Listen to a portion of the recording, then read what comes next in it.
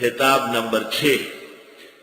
یا ایھا الذین آمنوا، اے مسلمانوں، اذا لقیتم فئۃ، جب تم آمنا سامنا کرو کافر جماعت سے،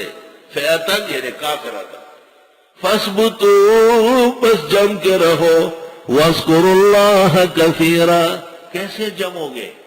آسان ہے جمنا، فرمایا ذکر بہت کرو، لعلکم تفلحون، تاکہ تم کامیاب ہو جاؤ، وَأَطِيعُوا اللَّهَ وَرَسُولَهُ، کہا مانو اللہ اور رسول کا، وَلَا تَنَازَعُوا، اختلاف نہ کرو، فَتَفْشَلُوا، بس بزدل ہو جاؤ گے، وَتَذْهَبَ رِيحُكُمْ، ہوا اکڑ جائے گی تمہاری، وَاصْبِرُوا، جم جاؤ، إِنَّ اللَّهَ مَعَ الصَّابِرِينَ، بے شک اللہ پسند، بے شک اللہ صبر کرنے والوں کے ساتھ ہے، جمنے والوں کے ساتھ۔ وَلَا تَكُونُوا كَالَّذِينَ خَرَجُوا مِن دِيَارِهِمْ بَطَرًا، مت ہو ان لوگوں کی طرح جو نکلے تھے گھروں سے اکڑتے ہوئے، بطرا، ناچ کرتے ہوئے، ڈانس کرتے، ابو جہل کے ساتھ رنڈیاں تھی، رقاصیں تھی، ڈول باجے بج رہے تھے، وَرِئَاءَ النَّاسِ،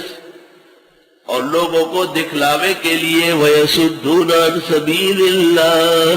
اور روکتے تھے اللہ کے راستے سے، وَاللَّهُ بِمَا يَعْمَلُونَ مُحِيطٌ، اور اللہ ان کے اعمال کو گھیرے ہوئے ہے۔ یحییٰ خان جیسے نہ اہل اور نہ خلف پاکستان کا صدر بنا تھا، اور مشرقی پاکستان میں مغربی پاکستان کی فوج پس گئی 90,000 کی، وہ احکامات مانگ رہے تھے، اخبار میں آیا، جنگ اخبار بڑا پڑا آیا، وہ پوچھ رہے تھے کہ ہم کیا کریں، اور یہ وہ مشہور زمانہ جہنمی عورت جس کو یہ لوگ کہتے تھے ملکہ ترنم، نور جہاں،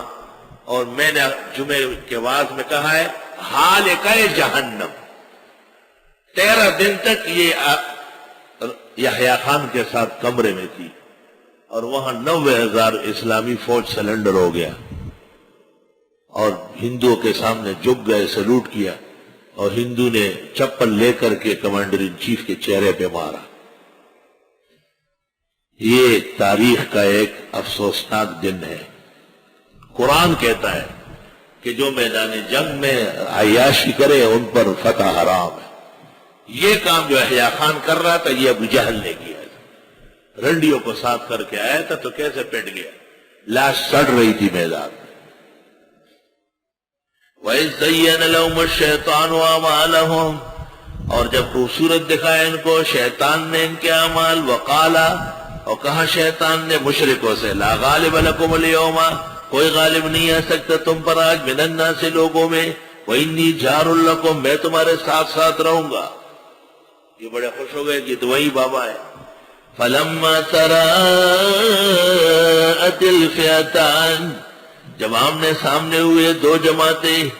اور ملائک مسلمانوں کے حق میں اتر آئے۔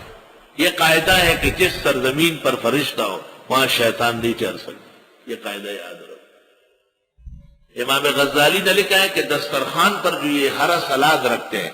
اس کی حکمت یہ ہے کہ فرشتوں کو بہت پسند ہے، وہ آگے بیٹھ جاتے ہیں، اور جب فرشتے بیٹھیں گے تو شیطان چلا جائے گا۔ جس وقت دو جماعتیں آمنے سامنے ہوئی،